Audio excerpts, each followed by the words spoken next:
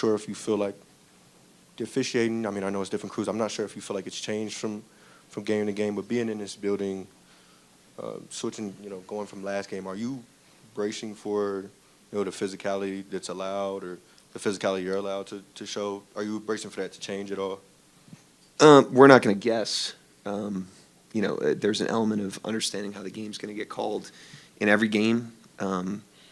We'll go into the game tonight like any other game and try to calibrate that and play within that. We don't want to be in foul trouble. We don't want to be in the bonus. So understanding that is important.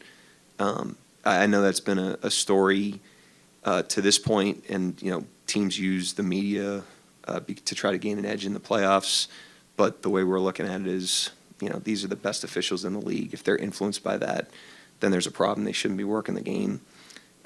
We trust that they're going to go out there, call the game fairly and consistently. If we don't feel like that's the case, we'll have something to say about it. But for the most part, we're trying to stay focused more on the things we can control, and the officiating, our opponent. Those are things that are outside of our control. Hey, Coach. Coach Adelman was just in here kind of laying out his theory on why maybe road teams have been so successful in these playoffs. What's your take on that? Is it noise just becoming noise and it's just you're used to it? Or why do you think road teams are so successful this playoff series, this playoff run? Road teams? I don't know.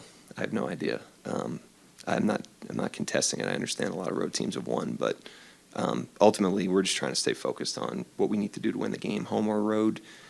Ultimately, the game gets played in between the lines. The environments impact the feel of the game, but if we can stay focused tonight in obviously a great environment on what we need to do, we have confidence that we can win the game.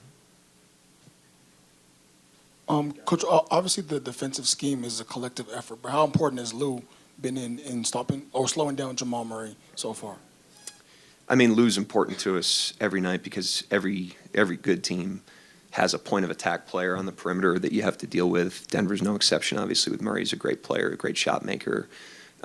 So Lou's critical for us every night. He's certainly critical for us in this series. Murray's a guy that when he gets going, it really ignites their team.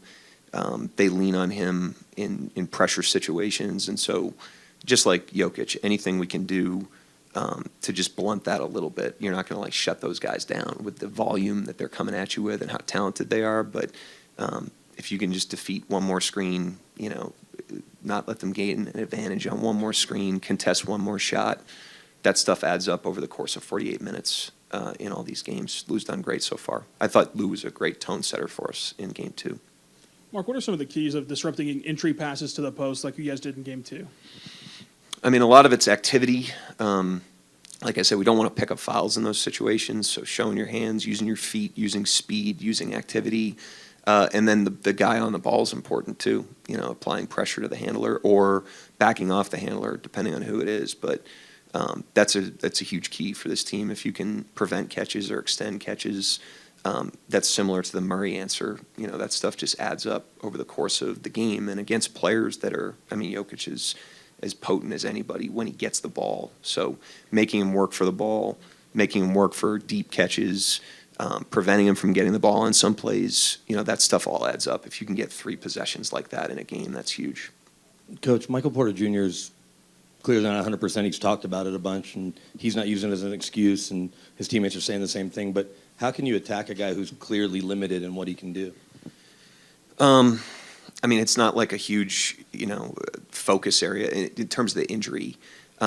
We have an offensive game plan going against them generally that includes all the players that they play, all 6 or 7 guys.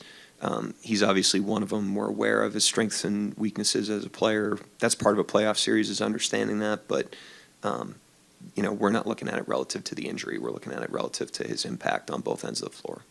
Mark, just going back to the entry passes, what have you liked about Dub's activity in different spots and sort of the influence he's had on Jokic's catches?